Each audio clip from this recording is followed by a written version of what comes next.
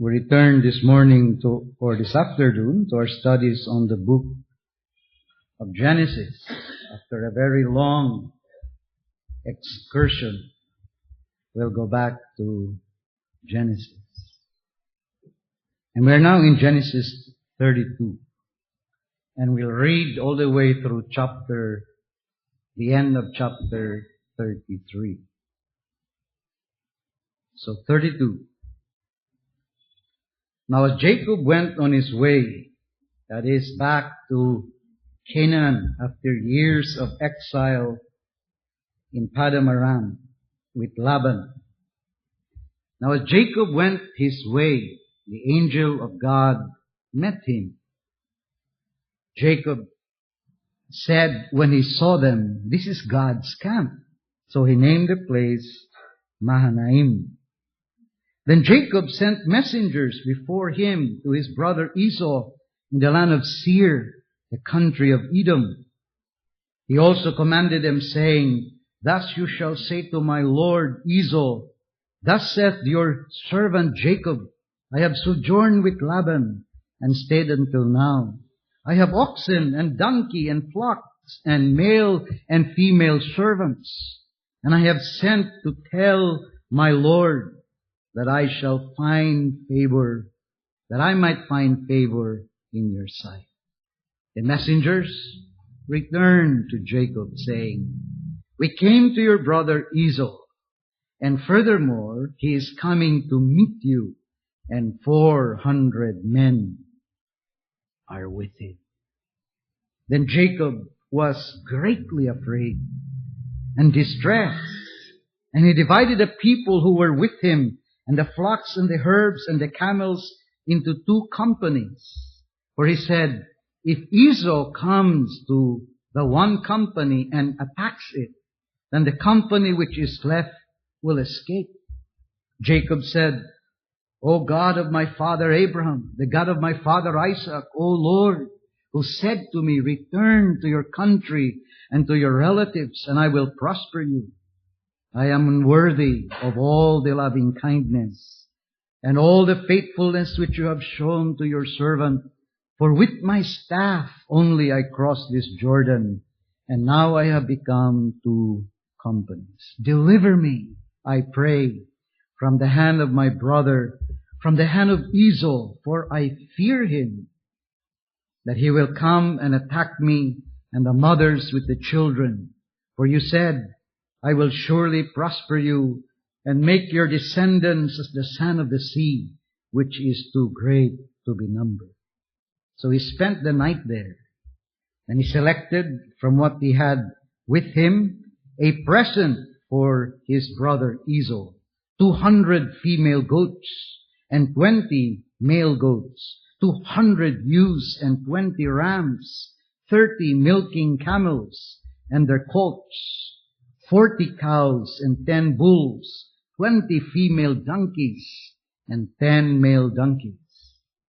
He delivered them into the hand of his servants, every drove by itself, and said to his servant, "Pass on before me and put a space between droves."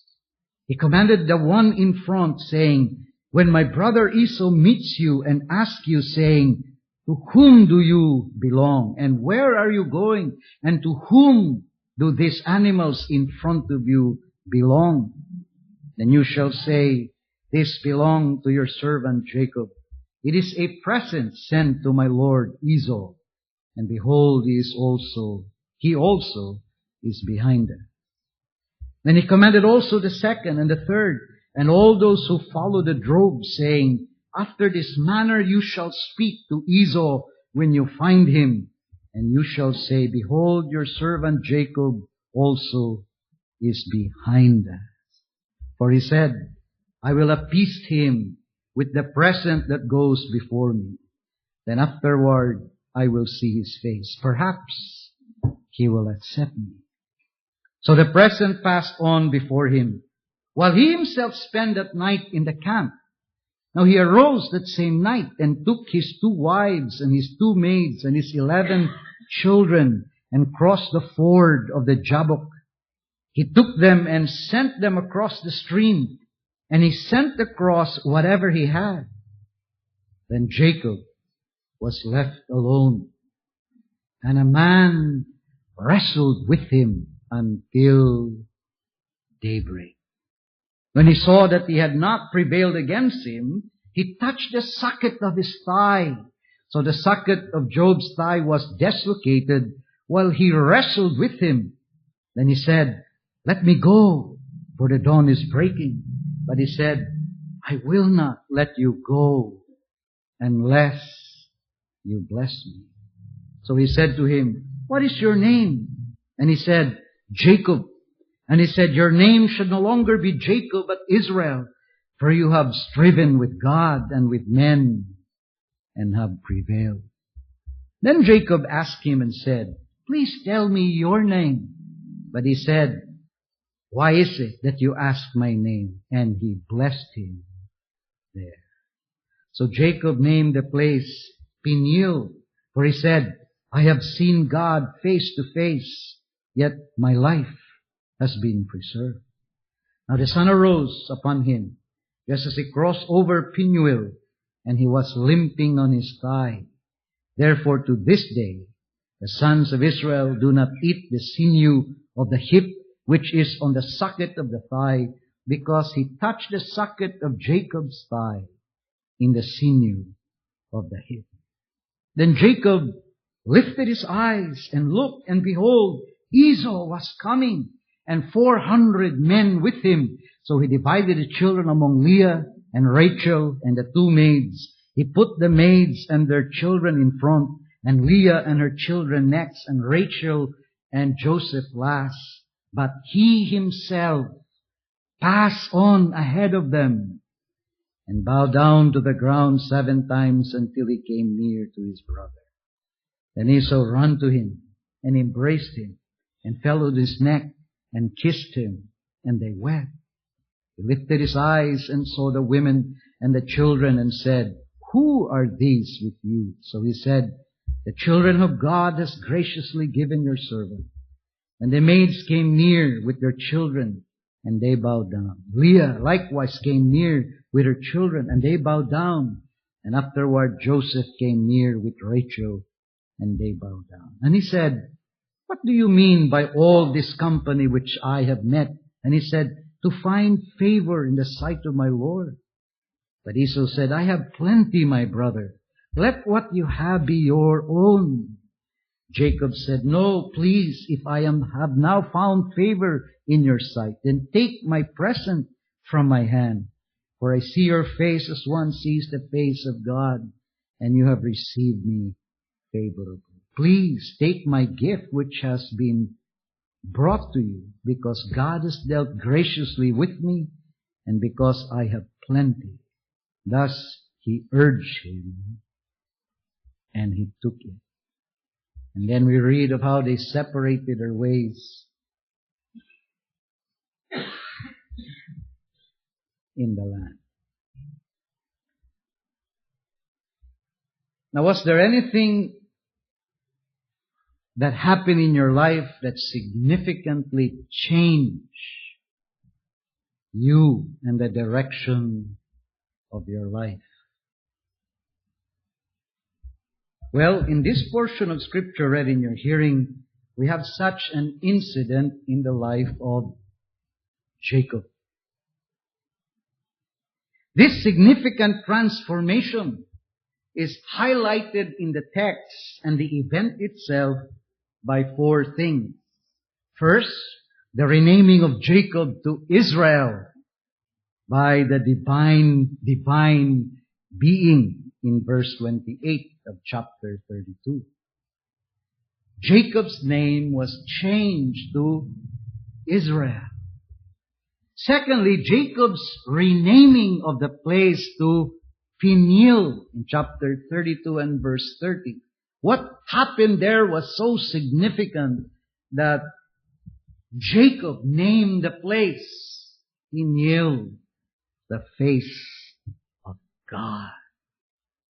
Thirdly, the physical mark in Jacob's limping chapter 32 and verse 31, from this moment on, Jacob limped. And he was never the physically vigorous man that he was. And then fourthly, this significant transformation is marked by the Jewish tradition of not eating the sinew of the hip, which is in the socket of the thigh. To remember this event that happened in Jacob's life that changed him, transformed him. But what did this significant transformation consist? What did this significant transformation consist? Well, the event recorded here encapsulates Jacob's transformation from to borrow the words of another, a tarnished believer to a triumphant believer. And this transformation is not the reward of Jacob's goodness, but is entirely due to God's firm and gracious determination to change Jacob. In the words of Gerhardus Voss, speaking about this event in Jacob's life, grace overcoming human sin and transforming human nature is the keynote of the revelation here. Now, as we consider this passage, therefore, we shall do so under two headings. First, we're going to look at Jacob's problem, and then secondly, we're going to look at Jacob's transformation. So first, let's begin with Jacob's problem. What was Jacob's problem? Well, even in this chapter, we see something of what has been his problem that tarnished his faith, that tarnished his character as a believer. The chapter clearly highlights the carefully thought out and laid out plan of Jacob as he returns to Canaan and anticipates meeting his brother Esau, who earlier vowed to kill Jacob for quote-unquote stealing his birthright. Sending messengers to Esau to inform him of his coming, putting words into the mouth of the messengers as to what to say to Esau, dividing his people and livestock into two in case of an attack from Esau, sending a large gift of livestock to Esau in 3 consecutive waves in order to appease Esau, and instructing the servants as to what exactly and verbatimly they were to say to Esau, are matters that are not in and of themselves wrong. It was a carefully laid out plan from Jacob. For man should not tempt God, and must use all legitimate means and devices to achieve a legitimate and godly end. In the language of the book of Proverbs, the horse is prepared for the day of battle, but victory belongs to the Lord. In fact, in all of Jacob's carefully laid out plan and preparation in meeting Esau, he even prays to God to give him success. And his prayer indicates both faith and humility. Look at the language again in verse 9 of chapter 32. In verse 9, after his carefully laid out plan, he prays. In verse 9, Jacob said, O God of my father Abraham and the God of my father Isaac, O Lord, who said to me, return to your country and to your relatives, and I will prosper you. I am unworthy of all the loving kindness and of all the faithfulness which you have shown to your servant. For with my staff only I crossed this Jordan, And now I have become two companies. Deliver me, I pray, from the hand of my brother, from the hand of Esau, for I fear him, and he will come and attack me and the mothers with the children. For you said, I will surely prosper you and make your descendants as the sand of the sea, which is too great to be numbered. So, here, we find Jacob not only making a carefully laid out, well thought out plan, but also praying. Returning back to Canaan was an act of faith in Jacob's part. Because God told him to return. And that God will prosper him. Moreover, Jacob acknowledged that everything he has accumulated in the land of his exile was only through the loving kindness and the faithfulness of God. In humility, he acknowledged that he is not worthy of all the loving kindness and faithfulness that he has received from God. Furthermore, Jacob pleaded on the basis of God's earlier promise to prosper him and multiply his descendants greatly to protect him from any harm.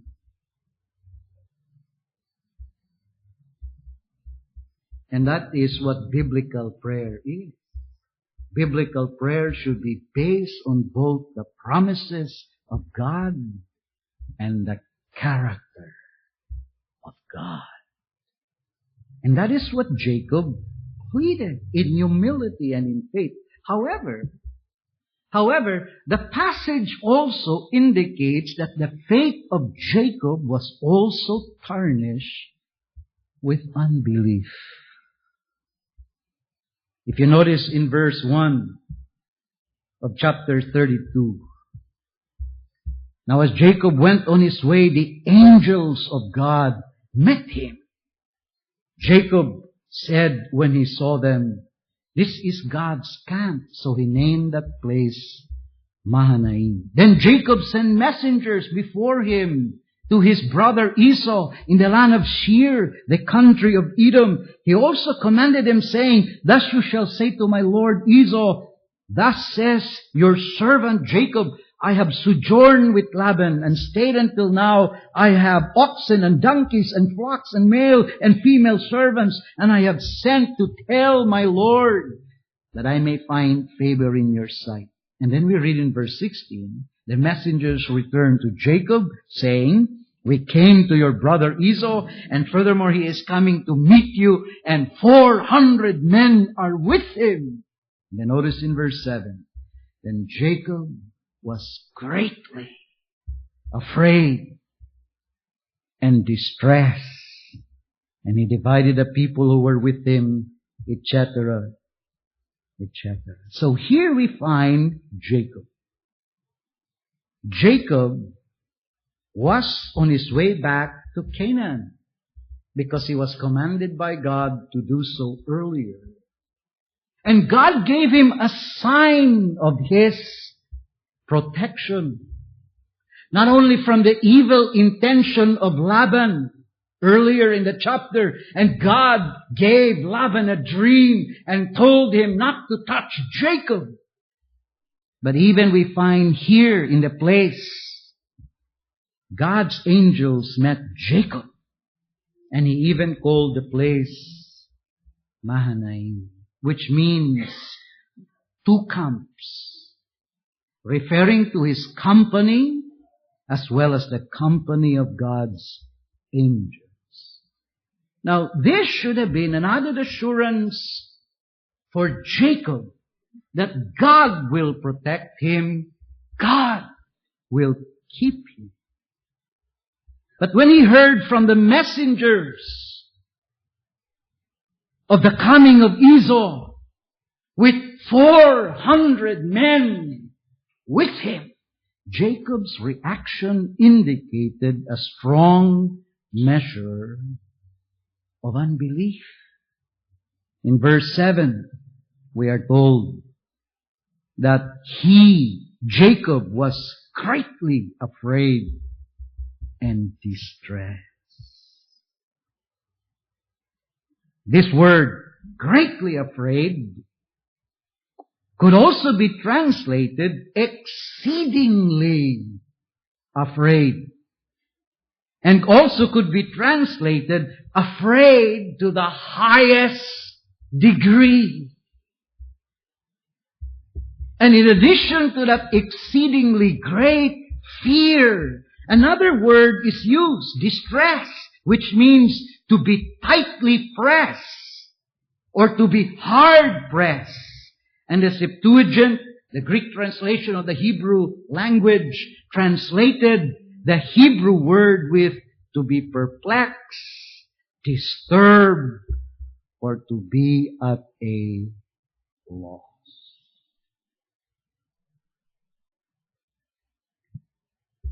Therefore, although the dividing of his people and livestock into two in case of an attack from Esau, sending a large gift of livestock to Esau in 3 successive waves in order to appease him, and instructing the servant as to what exactly to say to Esau are matters that are not in and of themselves wrong. And yet, Jacob did this not out of faith and confidence that God will fulfill His promise.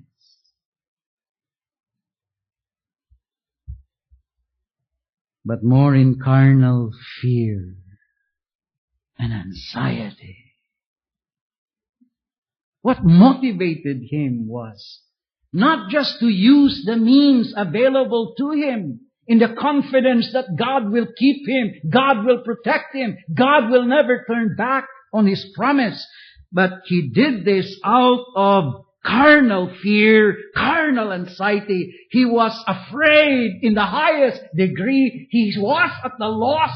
He was perplexed. In other words, he lost completely his composure. That is the mark of a man of faith. In fact, even in the way Jacob makes Esau appear in addressing him is rather suspect. Because repeatedly stressed here is Jacob calling himself the servant of Esau. And Esau is his Lord. Look at verse 4. He commanded them, his messengers, saying, "Thus you shall say to my lord Esau, thus says your servant Jacob." In verse 17 of the same chapter, we read, he commanded the one in front, saying, "When my brother Esau meets you and asks you, saying, 'To whom do you belong? And where are you going? And to whom do these animals in front of you belong?' Then you shall say, 'This belonged to your servant Jacob. It is a present sent to my lord Esau.'"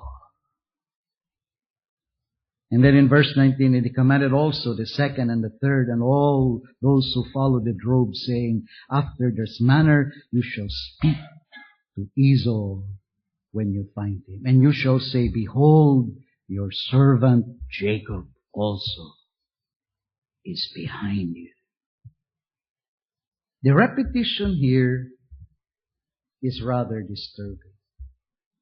The narrator records this.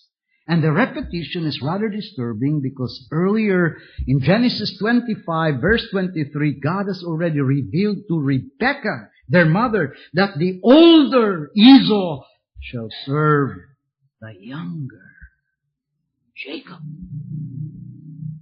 And Jacob knew this. Therefore, Jacob, out of fear, seems to be bending the truth and reality in order to appease his brother Esau. And this was a major problem that tarnished Jacob's character even from the past. This problem started way back from the birth of Jacob. In Genesis 25, 21 to 26, if you turn there for a moment. In Genesis 25, the birth of the twins, Jacob and Esau. We are told in verse 21, Isaac prayed to the Lord on behalf of his wife because he was barren. And the Lord answered him, and Rebekah his wife conceived. But the children struggled together within her. And he said, if it is so, why then am I this way? So he went to inquire of the Lord. The Lord said to her, 2 nations are in your womb, and 2 peoples will be separated from your body. And 1 people shall be stronger than the older, and the older shall serve the younger. When her days to be delivered were fulfilled, behold, there were twins in her womb. Now the first came forth red all over like a hairy garment, and they named him Esau. Afterward his brother came forth with his hand holding on to Esau's heel. So his name was called Jacob. And Isaac was 60 years old when she gave birth to them. John White, commenting on this phrase, says, the intrauterine struggle, the hand that grasped the heel of Esau, seemed to be a curious confirmation of the prophecy, smooth and subtle. He writes, Jacob might be the younger, but he would hang on until the very end to get what he wanted. And I add, in whatever way he can. He was a manipulator. Thus, he was given the name Jacob, which means supplanter or schemer. And when the twins grew older, the promise concerning Jacob seemed unlikely to be fulfilled. That promise revealed that the older will serve the younger. When the twins grew older, the promise concerning Jacob seemed unlikely to be fulfilled. Esau was not only the older one, but he was Isaac's favorite, their father. He was a man of action. The smell of the fields hung around him. Isaac loved Esau because he was a skilled hunter. And he liked the savory dish that he prepares for his father.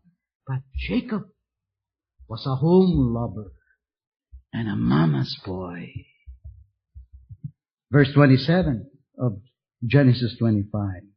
When the boys grew up, Esau became a skillful hunter, a man of the field, but Jacob was a peaceful man living in tents. Now Isaac loved Esau because he had a taste for game, but Rebekah loved Jacob. So unlikely, the promise made by God in prophecy concerning Jacob was unlikely to be fulfilled because the man of the home, Isaac, Esau was his favorite. And when the twins grew older,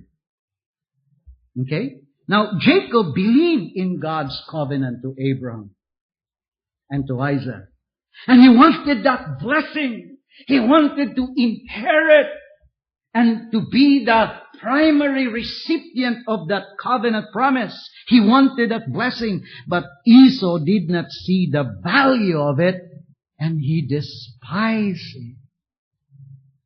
Therefore, Jacob schemed to get the birthright from Esau. And when Esau came from the field hungry, famished, and he saw Jacob cooking stew and wanted to have some food to eat, Jacob found his chance. Sell me your birthright, and I'll give you. Am I not dying and you're talking about birthright? Jacob says, "Swear to me." We read of that in verse 29 of chapter 25. When Jacob had cooked stew, Esau came in from the field, and he was famished. And Esau said to Jacob, "Please let me have a swallow of that red stuff there, for I am famished." Therefore his name was called Edom. But Jacob said, "First sell me your birthright." Esau said, "Behold, I am about to die. So of what use then is the birthright to me?" And Jacob said, "First swear to me." So he swore and sold his birthright to Jacob. Now this was a very unethical behavior for Jacob.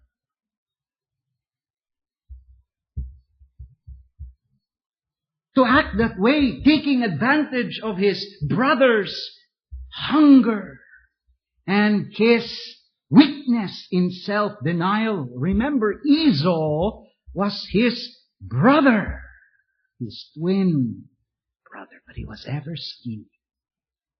"I want your birthright. Swear to me." And when it was time for Isaac to die and to bestow the covenant blessing made with Abraham, Isaac, and Jacob, to transmit that blessing, Jacob followed Rebekah's counsel, deliberately lied and tricked the old and the blind man Isaac by pretending to be Esau.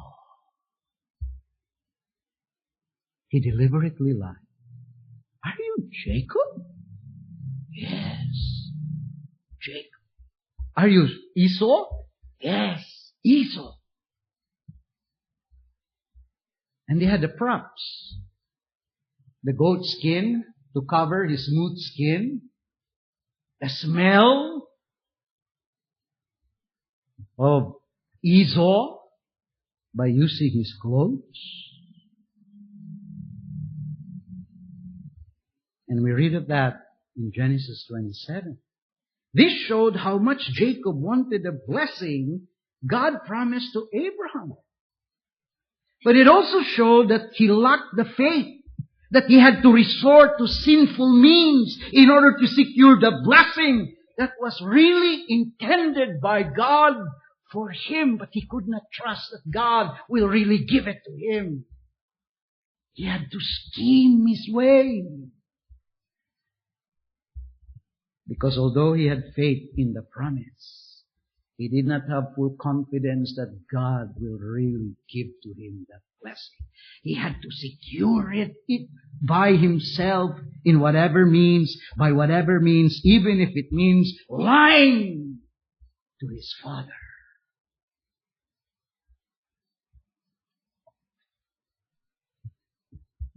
In fact, after spending years in exile with Laban, because he had to run away from Esau, and he decided to return to Isaac or to Canaan on the basis of God's promise to him, he did not even inform Laban, but tried to live in secret.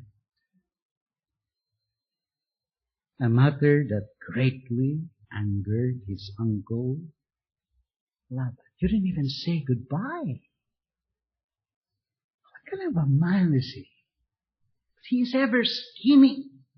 Now in our passage where Jacob anticipates meeting with Esau, we see again Jacob's faith in the promise of God and even his humility that he is unworthy of all the blessings that he has received from God. And yet that faith is again tarnished with unbelief and lack of trust in God.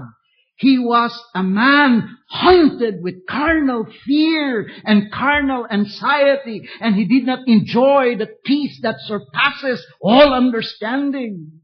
He failed to live by the biblical command to rest in the Lord and wait patiently on Him, and not to fret because it leads only to evil doing.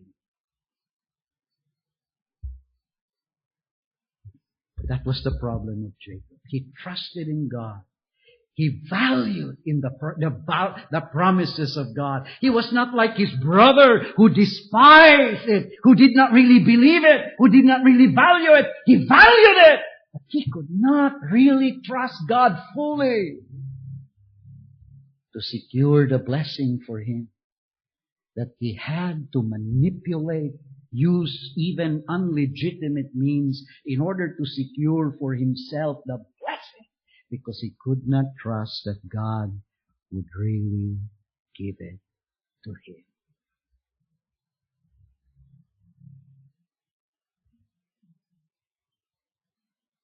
His faith was tarnished with unbelief.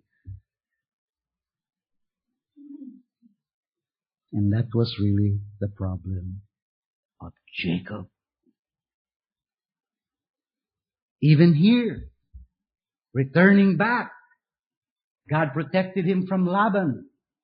God even gave him a sign of the angels that met him, that should have assured him of God's promise. But when he heard about Esau coming to meet him with 400 men, that's an army, he was greatly afraid.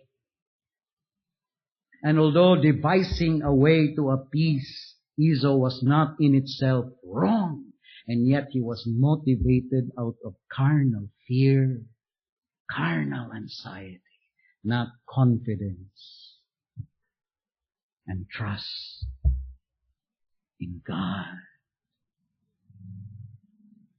That was Jacob. A man with faith, but tarnished with doubts. And he could not really fully depend on God. Well, having considered Jacob's problem, consider with me secondly in the passage Jacob's transformation. God has been dealing with Jacob's problem by giving Jacob a dose of his own medicine. What you sow, you reap. His time with Laban was a real bad one. Laban deceived him so many times. After working for 7 years in order to marry Rachel, Laban gave him Leah during his wedding night without even knowing it. He was strict. Just like he tricked his old man, Isaac. And Jacob had to work for another 7 years in order to pay the dowry for Rachel.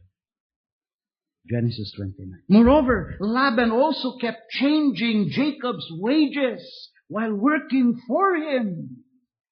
Something that Jacob had to quietly endure, for Laban was a very shrewd manipulator.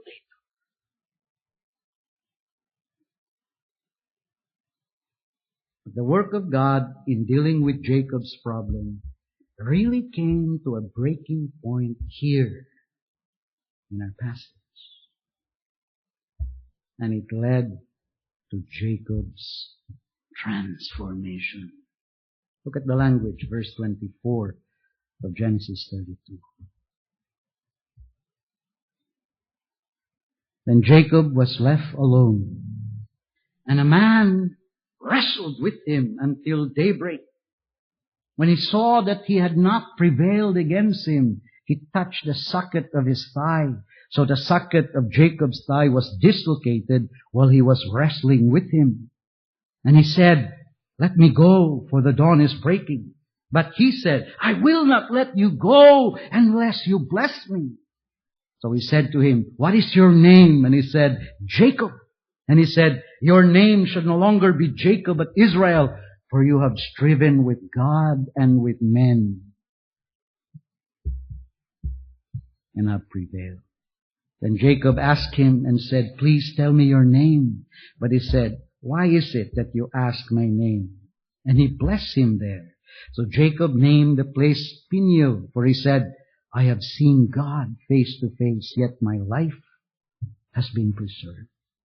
Now the sun arose upon him as he crossed over Peniel, and he was limping on his side. Therefore to this day the sons of Israel do not eat the sinew of the hip which is on the socket of the thigh, because he touched the socket of Jacob's thigh in the sinew of his hip.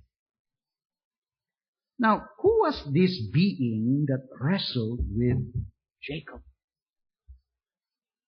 Well, is he a man, according to the narrator, or God, according to Jacob? Well, Hosea 12, verses 4 to 5, and we're going to look at that in just a while, tells us that he is the angel or messenger of the Lord, who himself is the Lord, the pre-incarnate Messiah. But the intended ambiguity of Genesis 32 allows the narrator to create a double meaning. It allows us to move our focus from Jacob's human relationships to his relationship with God. Jacob did not only struggle in conflict with men, but also with God. To better the words of another, the horizontal axis points to the vertical axis. That is to say, Jacob's struggles in human relationships points to his struggle in his relationship with God. Now, the vital point that you should not miss in the incident is that the angel of the Lord, who himself is the Lord, initiated the wrestling match. And Jacob had no choice but to fight back. In verse 24, that is very clear. If you notice in verse 24, then Jacob was left alone, and a man wrestled with him until daybreak. Indicated in this is that the Lord wrestled with Jacob and wanted to teach Jacob a very important lesson. And what is that lesson? That Jacob cannot triumph over God and men through his own wisdom and strength, but only through dependence on God and prayers. The wrestling match between the Lord and Jacob that lasted until daybreak ended in a stalemate, we are told. They wrestled until daybreak. Jacob would never give up, but kept fighting, using his wit and brute strength.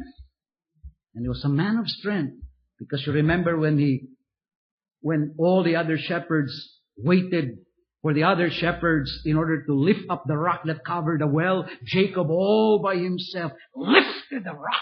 He was a man of strength. The wrestling match between the Lord and Jacob that lasted until daybreak ended in a stalemate. Jacob would never give up, but kept fighting, using his smartness and his brute strength. And the angel of the Lord could not win against Jacob. But this was not because of any lack of strength on the part of the messenger of the Lord, who himself is the Lord. So what did the Lord do? Look at verse 25. When he saw the man who wrestled with Jacob, that he had not prevailed against him, against Jacob, he touched the socket of his thigh. So the socket of Jacob's thigh was dislocated while he wrestled with him. The angel of the Lord, who himself is the Lord, broke the strength of Jacob by touching his hip and dislocated his thigh so that he would have no more strength to fight and wrestle back. Trying to wrestle with a dislocated thigh would be excruciatingly painful, and it would be impossible to continue in a wrestling match. So what did Jacob do? Verse 26. He said to him, the one who wrestled with Jacob, "Let me go, for the dawn is breaking." But he said, "I will not let you go unless you bless me." So he said to him, "What is your name?" And he said, "Jacob." And he said, "Your name should no longer be Jacob, but Israel, for you have striven with God and with men and have prevailed." So Jacob asked him and said, "Please tell me your name." And he said, "Please tell me your name." And he said, "Why is it that you ask my name?" And he blessed him there. So Jacob named the place Peniel, or Peniel. For he said, "I have seen God face to face, yet my life has been preserved." Now the sun arose upon him just as he crossed over Peniel, and he was limping on his thigh. Here, Jacob, because the Lord broke his strength by touching his thigh, and Jacob could no longer wrestle back and fight back. So what does Jacob do? He clings and begs for God's blessing. He can no longer fight. He can only cling and beg for the blessing. And he prevailed with God. In the words of Bruce Walking, that breaking of Jacob's strength saves him from his conflicted nature. For he is powerless to wrestle any longer, unable to fulfill his ambition in his own strength. When the angel cripples his hip, Jacob does not quit. Instead, he clings to the angel and prays for God's blessing. His ambition to achieve through his own wit and strength is transformed to an ambition to achieve through prayer and faith. And this is confirmed in Hosea 12, verses 6 to 4, the passage I alluded to earlier. Hosea 12.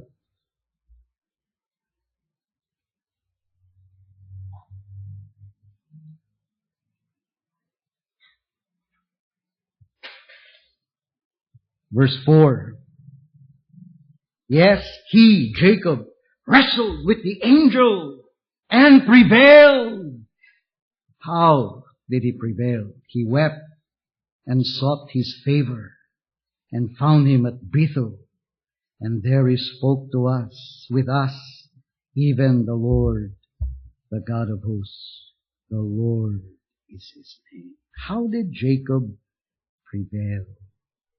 He wept and sought his favor. Rendered powerless, that he could no longer wrestle back, he simply clings and in faith begs for mercy. Jacob prevailed not by wrestling with the angel of the Lord, who himself is the Lord in his own strength, but through prayers. And that is how he prevailed with God and men. Not through his weak and brute strength, but through faith and prayer in his sense of helplessness, he prevailed with God and men. Thus, the Lord changed Jacob's name to Israel. And why? Verse 27. So he said to him, "What is your name?" And he said, "Jacob." And he said, "Your name should no longer be Jacob, but Israel. For you have striven with God and with men and have prevailed." Jacob's name was changed to Israel. God strove, yet he prevailed.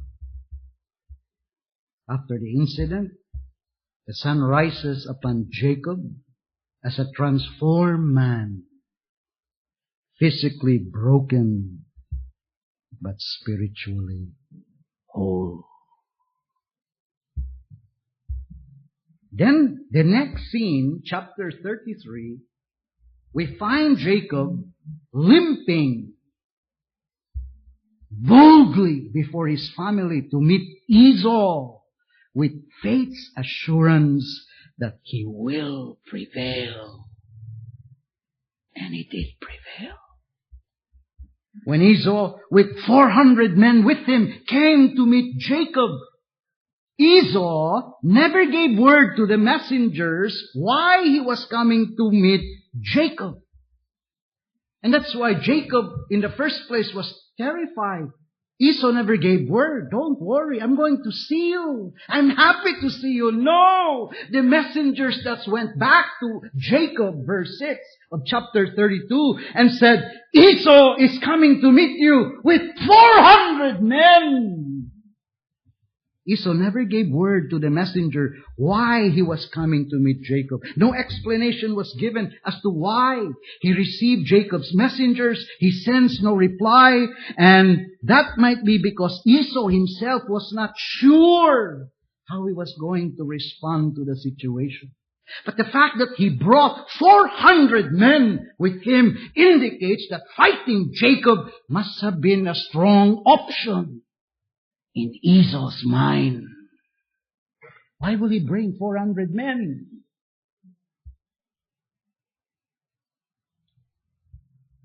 And it was for this reason that Jacob was exceedingly afraid and was at a loss. But note what happened when the two was going to actually meet after Jacob's experience in Peniel, 33 verse 1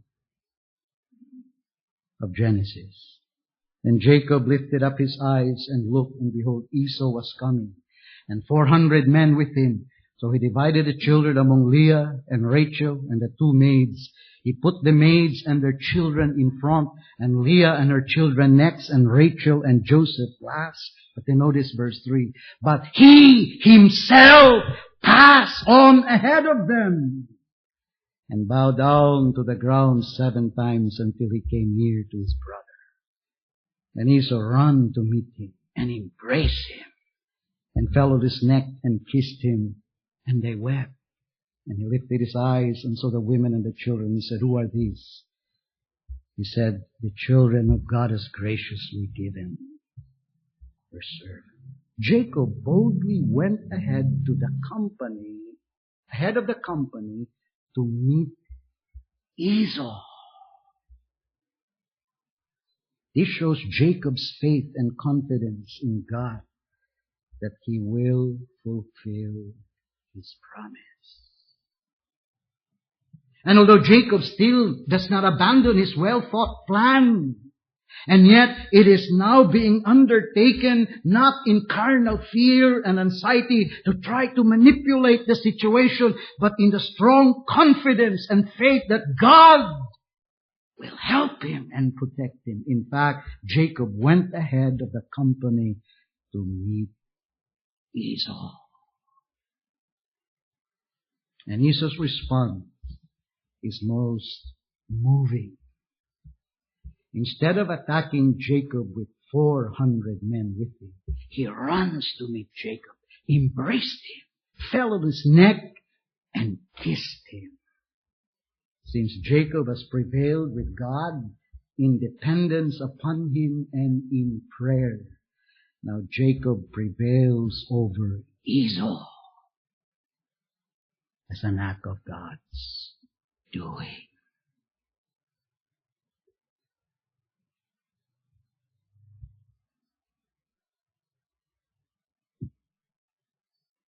Now Jacob knows that he can fully rely on God. God broke his strength. He knew, I'm not going to prevail through my strength, but only by clinging in dependence to God and praying for his promise. Blessing. Now, as a believer, are you more like Jacob before his transformation in Peniel? Is that a mirror of you? Is that an image of you? Is your Christian life marked with a conflict between your faith in God and your faith in your natural abilities, your wit and strength? Do you have the tendency to put your faith on the means available and how best you can manipulate those means to your greatest advantage, and even to resort to illegitimate means to get what you want, because you cannot really fully trust in God and rest on Him?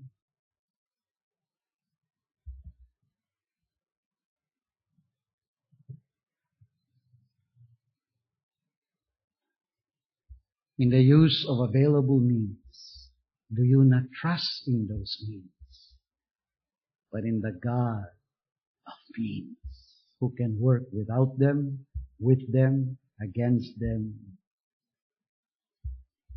or through them? Well, if your answer is affirmative, you are like Jacob before his transformation in Peniel, that God is still wrestling with you.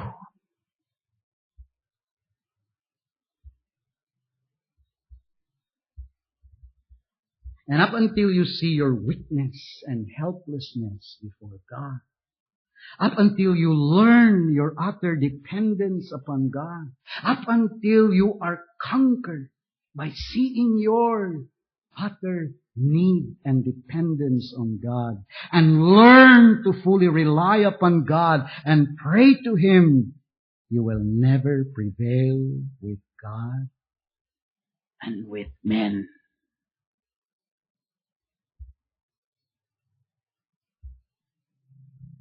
You will never be a man and a woman of prayer.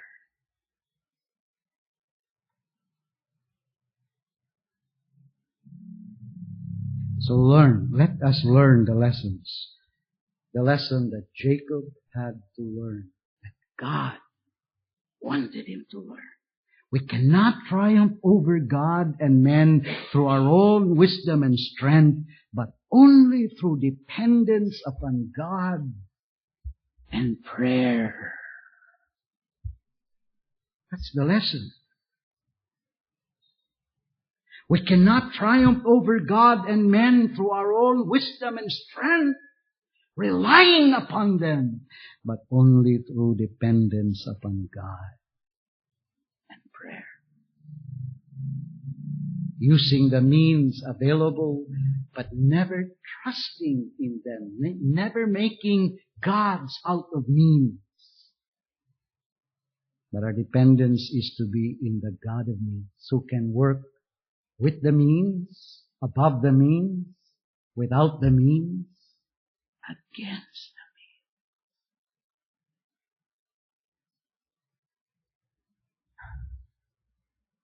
means. Learn the lesson, because you will never prevail with God and with men.